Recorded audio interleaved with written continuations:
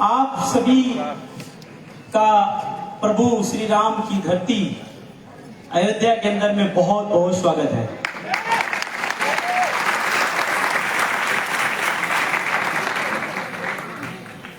साथियों, मैं यूपी प्रयागराज से हूं, पर अयोध्या की पवित्र पावन धरती पे पहली बार आने का मौका मिला मुझे।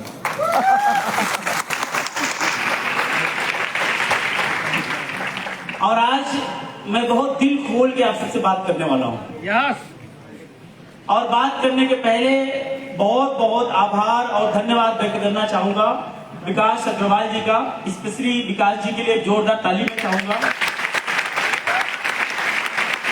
बहुत ही मेहनत करी इन्होंने इस इवेंट के लिए और इनकी पूरी टीम ने।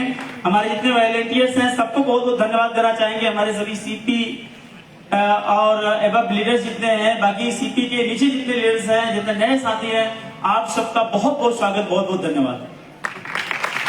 और जैसा कि आप सबको पता है कि आज अयोध्या की धरती में हम सबके पालनहार, हम सबके प्रेरणा स्रोत, हम सबके मार्गदर्शक हम लोगों के बीच में आ रहे हैं। आदरणीय जी सत्यम वाडिया जी। तो आज हम कोई ट्रेनिंग की बात नहीं करेंगे यहाँ पे, क्योंकि आज की ट्रेनिंग सर के माध्यम से आपको मिलने वाली है। Yes yes. मैं मेरे बारे में थोड़ा सा आप लोगों को बताना चाहूंगा।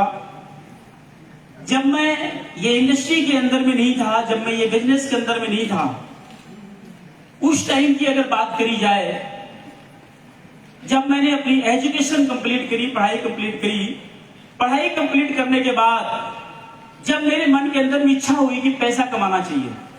हर इंसान की जिंदगी में इच्छा आती है पैसा कमाने की, क्योंकि पैसा बहुत बड़ी चीज है।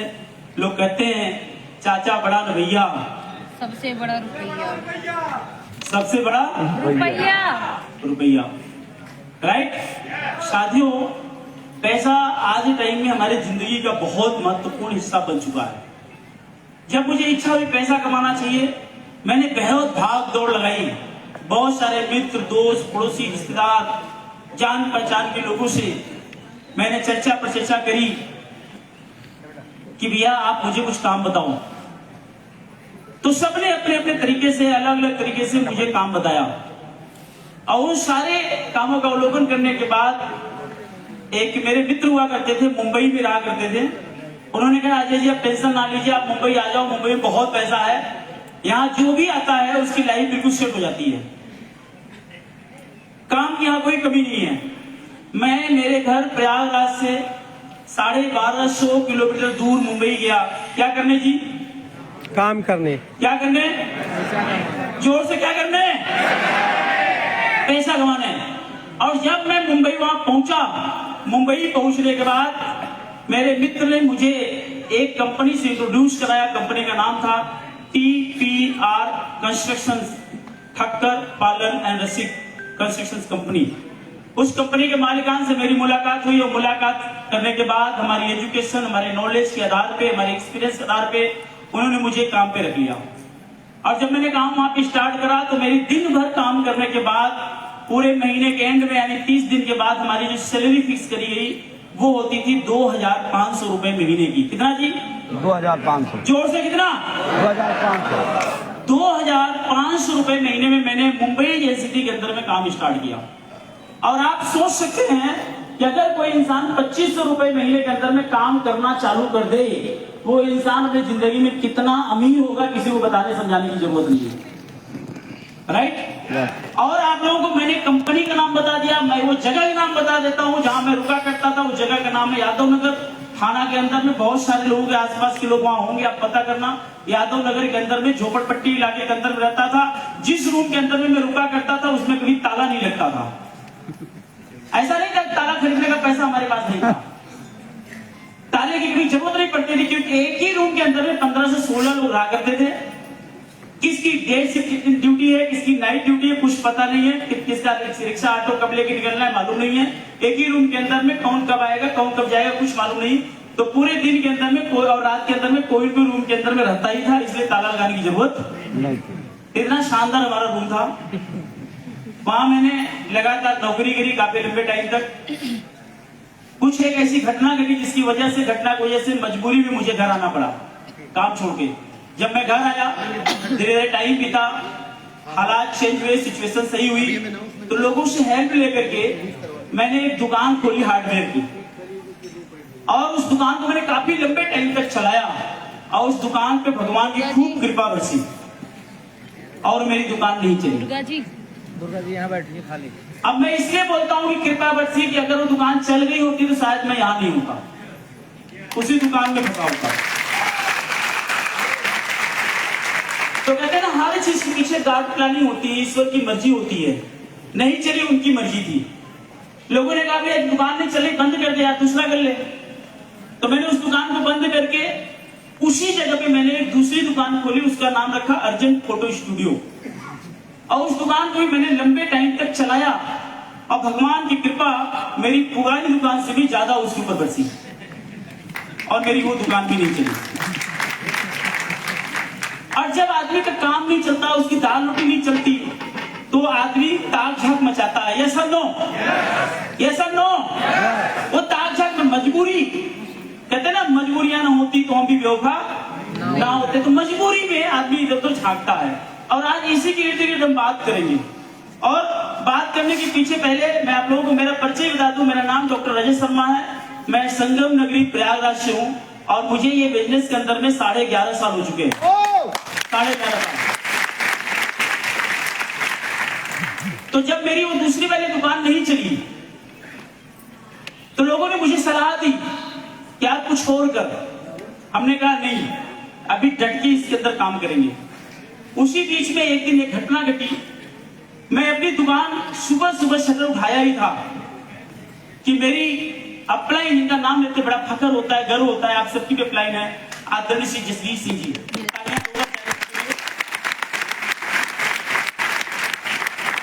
जसवीर जी सुबह सुबह दुकान पे, उनके साथ एक व्यक्ति और थे, क्योंकि उनसे हमारा डायरेक्ट कोई टच नहीं था, तो दूसरे व्यक्ति लेके आए थे उनको। वो लोग पहुंच गए वहां दुकान पे। पहुंचते ही जसवीर जी का पहला सवाल, उन्होंने कहा, अजय जी क्या आप अपनी जिंदगी में अपने सपनों को पूरा करना चाहते हैं? मैंने नीचे से लेकर ऊपर तक बड़े ध्यान से उनको देखा। हमने कहा भगवान भगवान, कान तरस गया था ये शब्द सुनने के लिए। हमने कहा हाँ सर बिल्कुल, हम अपने ड्रीम को, अपने सपने को पूरा करना चाहते हैं। कहते हैं अगर आप सच में अपने सपनों को पूरा करना चाहते हैं तो हमारे पास एक बिजनेस है। और जैसे उन्होंने बिजनेस शब्द यूज किया, मुझे समझ में आ गया कि बिजनेस है, इसका मतलब इसके अंदर पैसा लगाना पड़ेगा। मैंने उनसे पूछा, हमने कहा सर पैसा कितना लगाना है? उन्होंने कहा नहीं अजय जी, इसके अंदर पैसा नहीं लगाना है। जब उन्होंने पैसा नहीं लगाना तो मुझे दूसरी बात समझ में आ गई कि पैसा नहीं लगाना, इसका मतलब कोई छोटा मोटा आलतू फालतू काम होगा। मैंने उनसे लास्टली कहा, हमने कहा सर लास्ट मेरे को एक क्वेश्चन का जवाब दे दो। कहते बताइए। हमने कहा सर कमाई कितनी हो सकती है इसके अंदर? कहते अजय जी इसके अंदर लाखों रुपए कमा सकते हो। कितना जी? लाखों रुपए। हमने कहा भला ये कैसे, बिना इन्वेस्टमेंट के, बिना पूंजी के लाखों रुपए कैसे कमाए जा सकते हैं? How is possible? कहते सर नए दौर का एक नया बिजनेस हमारे पास में। हमने कहा हम कैसे मान लें बिना इन्वेस्टमेंट के लाखों रुपए कमाए जा सकते हैं? सर ने लैपटॉप निकाला, आईडी पासवर्ड डाले, अपना पे आउट उन्होंने दिखाया। और जब वो पे आउट उनकी मैंने देखी, मेरे दिमाग में चक्कर आया। उस टाइम में 1.25 लाख 1.5 लाख की पे आउट सर्च होती थी। मेरा दिमाग बिल्कुल घूम गया। जो इंसान 2500 रुपए की नौकरी करा हो, जिस इंसान की दुकान न चली हो, उस इंसान के बगल में कोई 1.25 लाख कमाने वाला आदमी बगल में आके टूटी फूटी दुकान में बैठे, क्या उसे संदेह नहीं होगा? मुझे संदेह हुआ कि इसके अंदर कुछ चक्कर है। मैंने सर से पूछा, हमने कहा लैपटॉप बनाया किसने? कहते हैं इंसान ने। हमने कहा डाटा पर डालता क्यों नहीं? कहते हैं इंसान ही। हमने कहा डालना था 1.25 लाख 1.5 लाख क्यों डाला? 15, 20, 25 लाख डाल लेते। कहते नहीं अजय जी ये सच है। हमने मैं कैसे मान लूं? संयोग था कि उनकी लेटेस्ट अपडेटेड पासबुक उनके पास थी। उन्होंने अपनी पासबुक निकाली और एंट्री दिखाई। कहते अजय ये देखो हमारे पास पैसे आ रहे हैं। आप यकीन मानिए मेरी आंखें खुली भी खुली रह गई। मैं चकाचौंध हो गया। हमने कैसे हो सकता है? अब मैं पूरी तरह से प्रिपेयर हो गया कि बिना पैसा लगाए लाखों रुपए कमाए कैसे जा सकते हैं, उसको सीखने के लिए मैं तैयार हो गया। मैंने सर को पूछा, मैंने कहा सर बताओ कैसे होगा? सर ने पूरा प्लान बताया। मैंने अच्छे से समझा। समझने के बाद मैं भगवान से प्रार्थना किया कि जल्दी से शाम हो जाए, मैं घर जाऊं। रोज की तरह शाम हुई और मैं घर गया। घर जाने में डायरी निकाला, पेन निकाला, लेकर के पूरा लिस्ट फिस्ट बनाना चालू कर दिया, ड्रीम वगैरह बड़े करने चालू कर दिए। रात के कब 12 बज गए मुझे मालूम नहीं चला। रात को 11, साढ़े 11, 12 बजे के टाइम में हमारे रूम के अंदर में होम मिनिस्टर का प्रवेश हुआ। होम मिनिस्टर जानते हैं आप लोग? यस हाँ जी, यस। होम मिनिस्टर का प्रवेश हुआ। पत्नी घर में आई, जैसे मेरे को देखी उसकी आंखें फाड़ फाड़ के मेरे को देखने लग गई। हमने कहा क्या हो गया? कहते आज के पहले मैंने इतनी रात को पेपर पेन के साथ कभी नहीं देखा था, चक्कर क्या है? हमने कहा आज मुझे बहुत शानदार बिजनेस मिल गया। वाइफ ने कहा अच्छा, इसके पहले क्या करते थे? हमने कहा पहले बिजनेस ही करते थे, लेकिन अभी नए दौर का नया बिजनेस मिल गया। कहते इसमें क्या होगा? हमने कहा देखना 1 साल के अंदर हमारी जिंदगी बदलने वाली है। बदले अच्छा, कैसे बदलेगी? हमने हमारे पास भी बड़े बड़े घर होंगे, हमारे पास भी लंबी लंबी गाड़ियां होंगी, हमारे बच्चे विदेशों में पढ़ेंगे, हम भी विदेश यात्रा करेंगे। अब पत्नी से रहा नहीं गया, वो धीरे धीरे मेरे पास आई और अपना मुंह मेरे मुंह के पास लाई और उसने बड़े तेजी के साथ मुझे सूंघा कि कहीं आज पी के तो नहीं आए।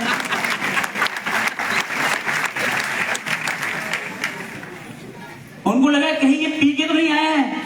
हमने मैडम को समझाया कि मैडम आज जो आप सोच रहे हो ना, मैं वो नहीं पी के आया हूं, लेकिन आज मैं पी के जरूर आया हूं। आज मैं कामयाबी का वो जाम पी के आया हूं जिसकी सुगंध आज इस कमरे के अंदर नहीं मिलेगी, और जिस दिन इसकी सुगंध आएगी पूरे हिंदुस्तान को समझ में आएगी। रात निकली, सुबह मैंने मेरी साइकिल उठा ली, साइकिल उठा के मैं भागा। मुझे जरूरत पड़ी 20, 25, 30 किलोमीटर तक मैंने साइकिल दौड़ाई। भाग भाग के मैंने प्लान दिखाया साइकिल से। मैं साइकिल से मोटरसाइकिल में आ गया, मोटरसाइकिल से मैं कार में आ गया, कार से मैं दूसरी कार, तीसरी कार, चौथी कार, 5वीं कार। 11 साल में मैंने पर्सनल यूज के लिए 9 कारें खरीदी, 9 कारें। मेरे पास ऑलरेडी फॉर्च्यूनर गाड़ी थी, फॉर्च्यूनर गाड़ी ऑलरेडी थी मेरे पास। उसके बाद मैंने BMW टॉप मॉडल की खरीदी। ऑलरेडी मेरे पास फॉर्च्यूनर भी थी, BMW गाड़ी भी थी। तब भी मेरे मित्र ने कहा कि सर नए मॉडल की फॉर्च्यूनर आ गई, मैंने नई फॉर्च्यूनर भी उठा ली। ये है डायरेक्शन, ये है नेटवर्क मार्केटिंग। वो अजय शर्मा जिसे लोग हंडिया के अंदर में, इलाहाबाद के अंदर में नहीं जाना करते थे, आज हिंदुस्तान का कोई एक ऐसा स्टेट नहीं है जहां अजय शर्मा का बिजनेस नहीं है। पूरे हिंदुस्तान के अंदर हमारा बिजनेस है। आज हिंदुस्तान छोड़ो, हिंदुस्तान के बाहर लोग हमें जाना करते हैं, बाहर जाना करते हैं। और सिर्फ इतना ही नहीं हुआ, ये बिजनेस के अंदर में मैं काम के अंदर में लगा रहा। इसी बिजनेस की वजह से मुझे डॉक्टरेट की उपाधि मिली, मैं मिनिस्टर से डॉक्टर बन गया। और वो भी डॉक्टरेट की उपाधि अपने देश के प्रधानमंत्री आदरणीय श्री नरेंद्र मोदी जी के भाई साहब श्री प्रहलाद दामोदर मोदी जी के हाथों से मुझे प्राप्त हुआ। ताज होटल के अंदर में, अहमदाबाद के अंदर, ताज के अंदर बहुत सारे रिवार्ड हमको मिलते चले गए। कई सारे जगह पे, कभी लाइफ अचीवमेंट अवार्ड, कभी एक्सीलेंसी अवार्ड, कभी कोई अवार्ड, कभी कोई अवार्ड, ढेर सारे अवार्ड हमें इस बिजनेस मदद से मिले। जो इंसान कभी जहाजों को आसमानों में उड़ते हुए देखा करता था, आज हम ट्रेनों में कम, फ्लाइटों में ज्यादा यात्रा करा करते हैं। वो ताकत दिया इस बिजनेस ने। आज बहुत सारे एसेट्स बनाए, बहुत सारे जो है हमने अपने जिंदगी के अंदर में वो चीजें जो मैंने मेरी वाइफ को बोला हुआ था कि होगा, वो सारा कुछ आज सच हो गया इस बिजनेस के अंदर से। आज मैं आप लोगों को एक बात बोलना चाहूंगा, 2 बातें मैं बताऊंगा आपको, तैयार हैं? और 2 बातों को बताने के लिए केवल 5 मिनट का मैं वक्त लूंगा, चलेगा? राइट, केवल 5 मिनट का मैं उन 2 बातों को बताने के लिए वक्त लूंगा। पहला बात मैं आपको बताऊंगा मकसद, और दूसरा मैं बताऊंगा हाइब्रिड प्लान। चलेगा? आज के टाइम में मार्केट में हाइब्रिड प्लान बहुत चल रहा है, बहुत चल रहा है। आज मैं एमसी का प्लान नहीं बताऊंगा, हाइब्रिड प्लान बताऊंगा, चलेगा? तैयार है आप लोग? यस। साथियों, मैं आप लोगों को बोलता हूं कि जिंदगी के अंदर में अगर तरक्की करनी है तो आप एक चीज जान लेना, एक चीज आप बड़े अच्छे से समझ लेना, आज तक जिस इंसान ने इधर उधर अपनी दिमाग डालती रही वो इंसान कभी सक्सेस नहीं हुआ।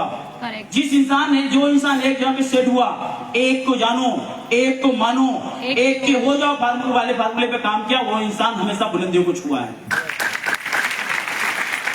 क्या आपको नहीं लगता कि 11 साल के अंदर में बहुत सारे लोग मुझे भी मिले होंगे रोकने के लिए? हेलो, मैं भी भटक सकता था। क्या मेरे पास हाइब्रिड प्लान नहीं आए थे? आए थे, मैं भी जा सकता था। क्या मेरे पास सर्वे प्लान नहीं आए थे? आए थे, मैं भी जा सकता था। क्या मेरे पास क्रिप्टो नहीं आया था? आया था, मैं भी जा सकता था। लेकिन मैंने पहले दिन से प्रण किया, एक को जानो, एक को मानो, एक के हो जाओ। ये सारे लोग एनवायरमेंट खराब करने की कोशिश किए, माहौल खराब करने की कोशिश किए, हमारे पैरों को डगमगाने की कोशिश किए, लेकिन हम भी जिद्दी इंसान थे। अंग्रेज के पांव की तरह जमे रहे। कोई माइक मेरे पैर को हाथ लगा के उखाड़ के दिखा दे। डटा रहा एक जगह के अंदर में, एक जगह डटा रहा और लग के काम करता रहा। इस वजह से आज यहाँ पे मैं हूँ।